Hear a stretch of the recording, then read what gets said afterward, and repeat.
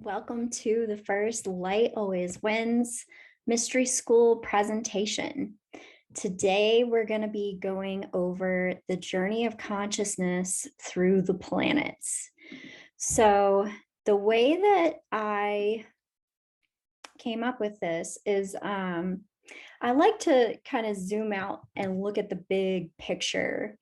I don't know, I'm just a big picture person. I feel like it helps me kind of understand things when I can really zoom out and look at it.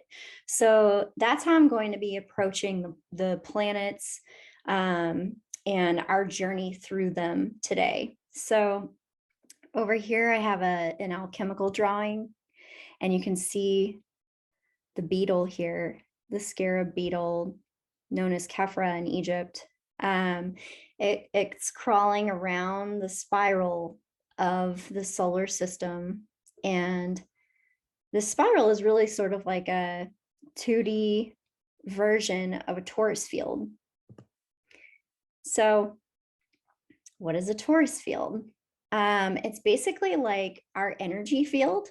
It's a magnetic field, and everything as small as a cell as to as large as a universe has a torus field or an energy field. And our energy fields sort of affect each other as they touch. And the other thing they're doing is there's magnetism in the center there. There's a positive and a negative charge. So that is what keeps the energy flowing and circulating constantly. So as our solar system, as all the planets are rotating, they're constantly in motion and essentially experiencing new things every time they make an orbit. And we do the same every day of our life. The other symbolism for this is the Ouroboros, the snake or the dragon eating its tail. And you can really see it here with this infinity shaped one, how it kind of resembles that donut shape. So energy is primary and form is secondary. So what does this mean? Well, first, to bring something into form, you have to have an idea, right? And we're all influenced by the energy of the planets.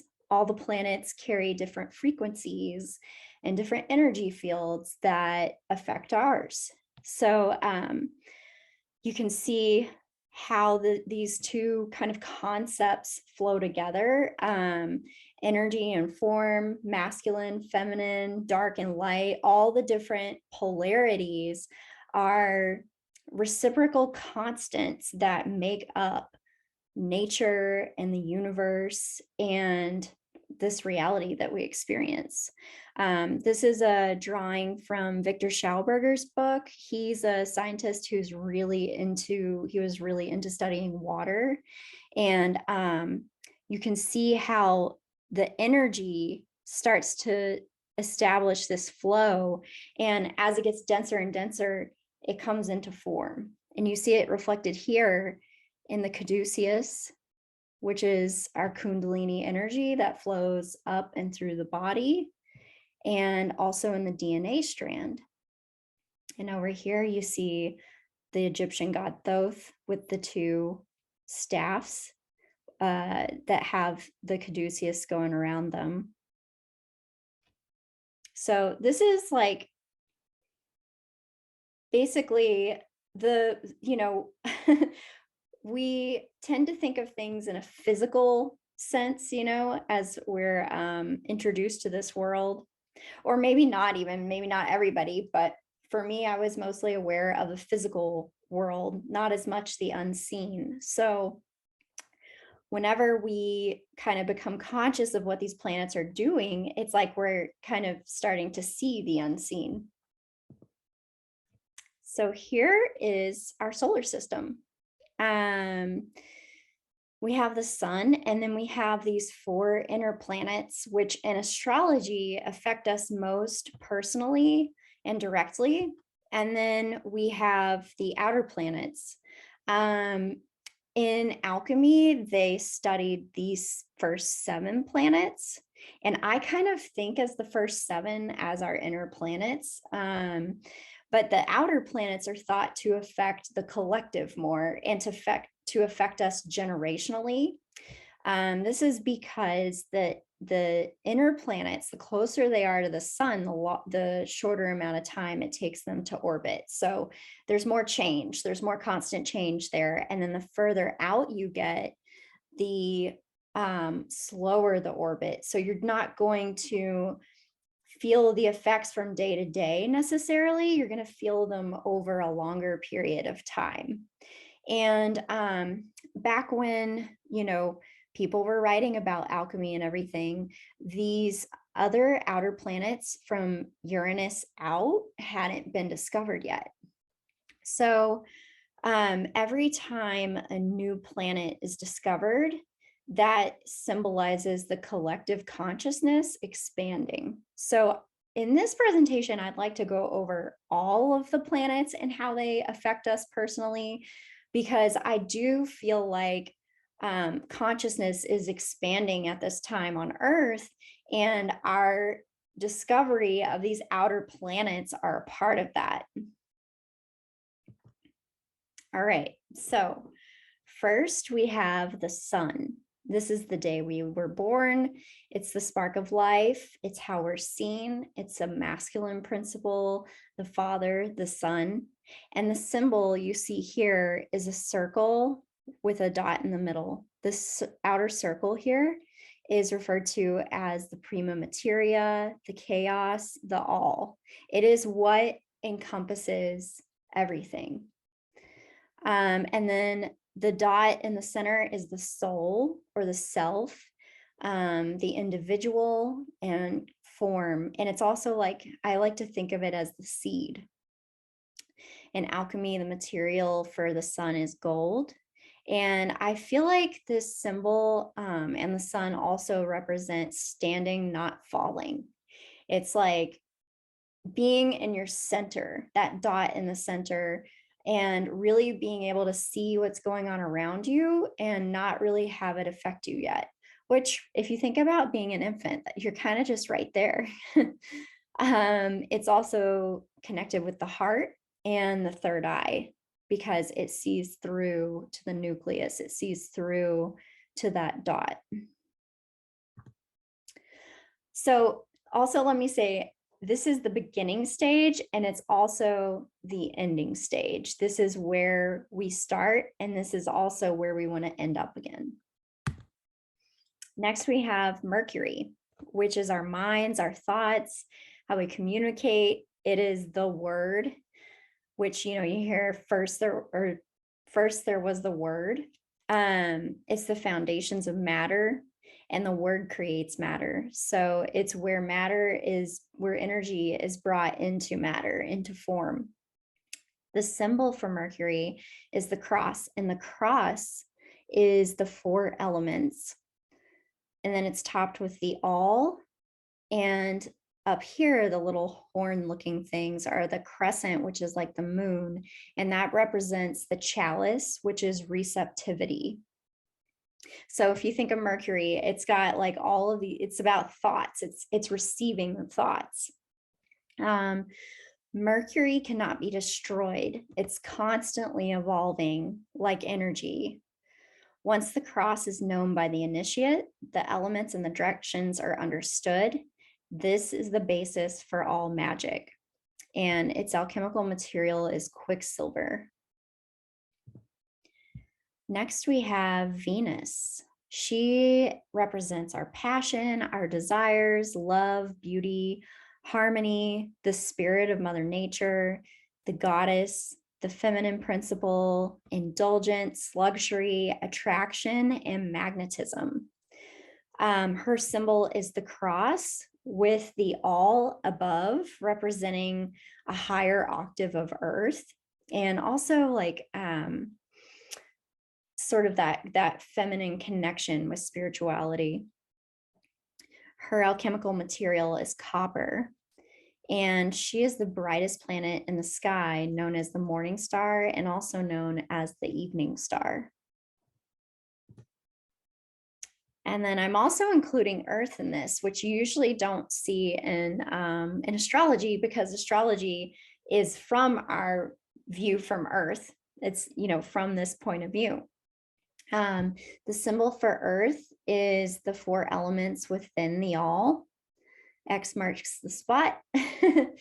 And it represents the material realm, nature, the four elements, the four directions, the great mother, resources, and life. In astrology, I was saying, yes, we see astrology from the Earth's perspective. And she also represents us because we are a part of her ecosystem. Then we have the moon, which is our emotions, our inner world, the feminine principle. She controls the tides and the water. She reflects our light. And she is also representative of our mother. The symbol of the moon is the sliver of light reflected from the sun. And it's the crescent shape representing that receptivity. The moon affects our mood as she moves through the zodiac, and also affects plant life with her gravitational and levitational pull of water. So if you think about that too, if you think about how the moon affects water, it also affects us immensely because we are 70% water. So that's what, you hear on a full moon, it brings the emotions to the surface. And on a new moon, you're more like inward and reflecting in. The alchemical material for the moon is silver. And here's Mars. He is our drive, action, strength, protection, conflict, war, primal urges, the masculine principle, fire energy, and destruction.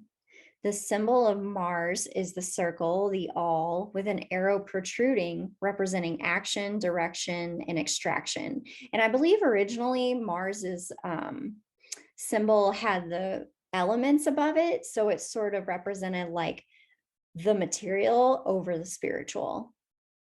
And the alchemical material for Mars is iron. Next, we have Jupiter. Jupiter, so if you think about it, like we just went through the first 4 personal planets, and those are going to affect us most on a day-to-day basis. Now we're expanding a little bit, and Jupiter represents expansion. He's benefic, brings us luck, learning, philosophizing, beliefs, our truth, and gifts. The symbol of Jupiter is a receptive crescent rising above the cross of matter, and his alchemical material is tin. Jupiter is the largest planet in our solar system. It was thought that kings were born under Jupiter. When Saturn and Jupiter conjunct, it represents the sun usurping his father, Saturn's rule. He's expanding past the restrictions of the reality he previously knew.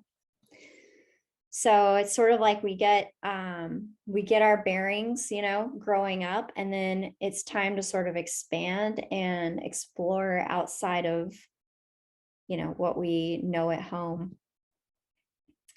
And when we do that, we get to Saturn and we start to understand where our boundaries are. So Saturn is restriction, foundations, structure, karma, lessons, responsibility. He's the father, time, our personal father, the boundary between us and the veil. The symbol for Saturn is the cross, the material realm reigning over the soul. So it shows you like you live here, here's your boundaries. His alchemical material is lead, and the challenges of life, he represents the challenges life offers us, and those are the lead that we can transmute into gold if we choose. This process requires us to overcome the material realm and discover our soul, the self, the sun. And so in the old process of alchemy, you return to the beginning, to the sun. But remember, now we've encountered more planets. So we're going to keep going. But I'd also like to say, I believe he takes 28 years to make an orbit, Saturn does. And we have major life transitions in increments of 7, which, he's a 7th planet here. So like at 7, we start to develop our ego. At 14, we hit puberty. At 21, we find more independence. At 28, we have our Saturn return, and that initiates us into adulthood. A lot of people have a lot of challenges that show up in their Saturn return, and even really there's growing pains in each of those stages of life. So next we have Chiron, and Chiron is the wounded healer. It represents our greatest fear, and it can be childhood or past life wounds. It's our greatest wound that then becomes our greatest gift when we work on healing it. The symbol for Chiron is a key, and Chiron is the bridge between Saturn and Uranus, between our personal planets to the collective planets. It's the key to higher consciousness, so we can understand things from a much higher perspective. So when we start healing our Chiron wound, which is, what Saturn gives us the responsibility and the challenges to do, we unlock the door to channel divine energies that help us be of service to the collective. Since this asteroid moves slowly, it affects different generations, and each of us who heals contributes healing to the rest of that Chiron generation. So then once we've unlocked the door between the inner and the outer planets, we get to Uranus. And Uranus is freedom, truth, the rebel, electricity, sudden change, detachment, galactic energy, astrology, the higher mind, consciousness, collective evolution, Kundalini energy, the higher octave of Mercury. The symbol of Uranus is the sun symbol with an arrow protruding out. It's forward motion from the embodied soul. Thought expansion and a Kundalini awakening. This often happens after shocking or sudden life changes. I see the arrow as the soul leaving the body, or a consciousness stepping out from the reality that it once knew. So it's like opening your mind to these other sort of higher perspectives.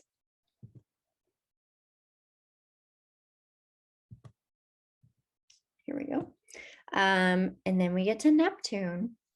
Neptune is spirituality, the dream world, illusion, the ocean, mysteries, fantasy, unity consciousness, and it's the higher octave of Venus. The symbol of Neptune is the trident of the Greek god Neptune and represents spiritual receptivity.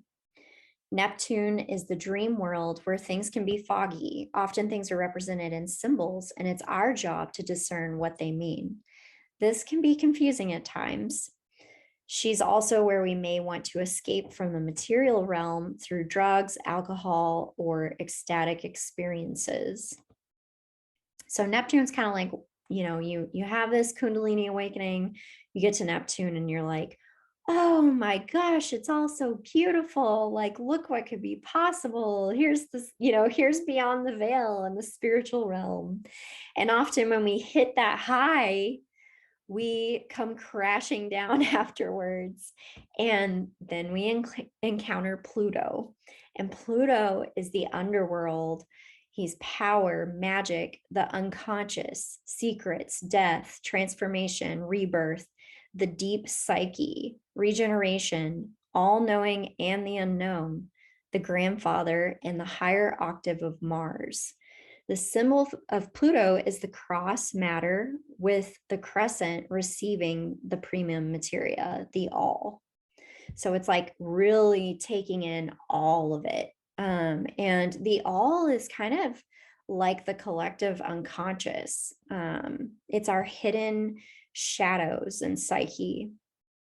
Pluto can represent our journey through the underworld, which we must do to transmute lead into gold, to integrate our shadow, accept all of us, and hear We are at the end of the journey, death and resurrection. Back to the sun, standing, not falling. You've now faced death in the underworld and know you are an eternal being. So Pluto is like really the big picture. Like he is standing outside of the whole solar system and seeing how all of it works. So from here, let's go back to the sun real quick. So we're back at the sun. This is when we're born, that spark of life. Then we start to gain like our thoughts and our words. Then we start to get familiar with what we enjoy, what we desire with Venus. Then we start to acquaint ourselves with our surroundings on Earth. And then we start understanding our emotions a little more with the moon. We start reflecting inward a little bit when we become aware of ourselves. And then Mars is our drive. We start to, we gather these things that we like, our ideas, our emotions, and we start to head out into the world to make those ideas happen. And then we have this expansion where, we're like, oh, I've got this creative ability.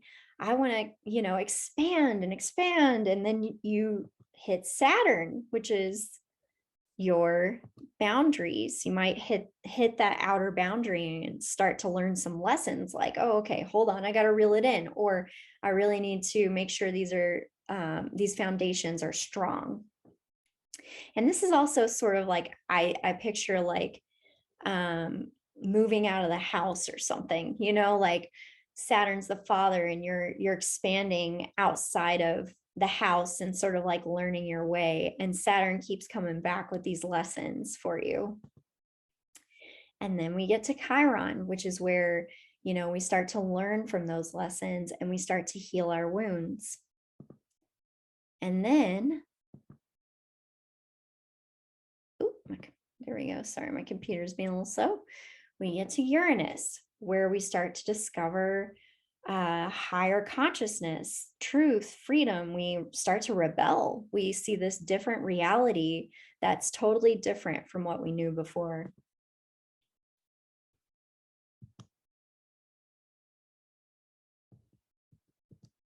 And then we get to Neptune and we have the big spiritual high and we see the dream world and we see like beyond the veil, and we get this glimpse that's like just magical and beautiful.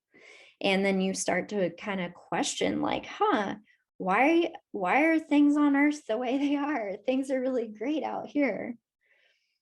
And then we come crashing back to Pluto and we see the underbelly, and we start to accept, that this universe is dark and light.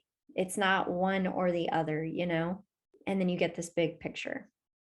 So that is just in a nutshell, sort of how I see the solar system and astrology and our journey through it. And it's not just one journey, it's like every day, every year, every lifetime. I mean, it's that Taurus field. It's over and over and over. And every time we go through a cycle, we gain something new and our consciousness expands.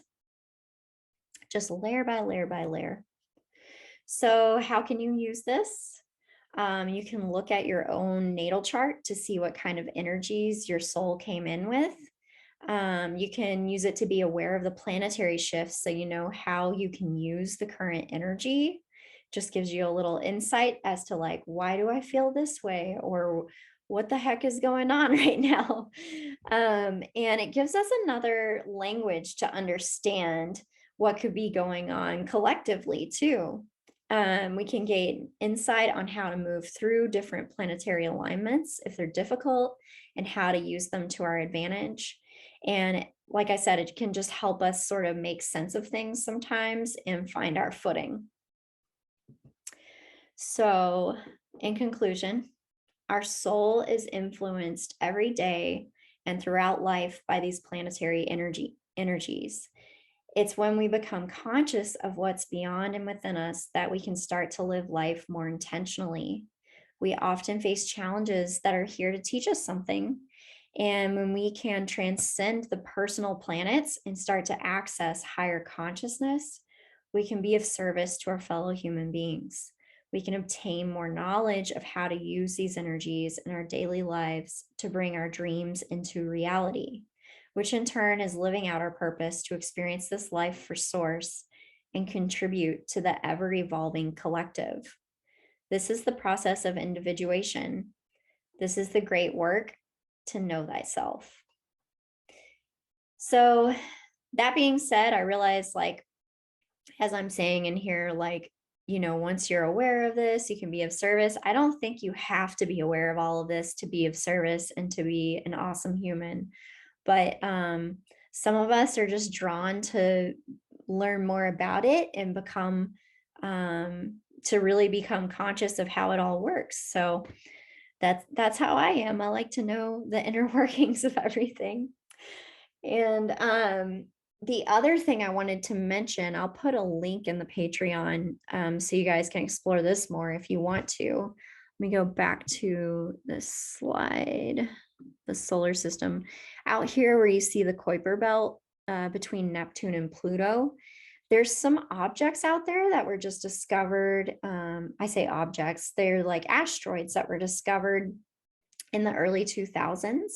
And they're really new to us, so there's not like a lot known about them. But there's this woman, Kelly Hunter, who's really into channeling those energies and doing research on ancient cultures that knew about them or had different myths that coincide with them. And the energies that she's been presenting are very related to a lot of the new energies that we see coming in right now through this big expansion of consciousness that humanity is going through. And one thing that I think is really cool is that it's not just new discoveries, like really new discoveries a lot of times are rediscovering the ancient and the old, or discovering things that have always been there. So anyway, if you'd like to learn more about those Kuiper Belt objects, I'll put a link in so that you can check that out. And yeah, I hope that this helps you understand the planets. And next week, we're going to dive into the zodiac signs with Stevie from Farmhouse Moon Astrology. And that will help you break down your own birth chart even more. So we could check out your birth charts then. And yeah, I guess that's what I've got here. I hope that this helped you get a nice big picture view of the journey of consciousness through the planets.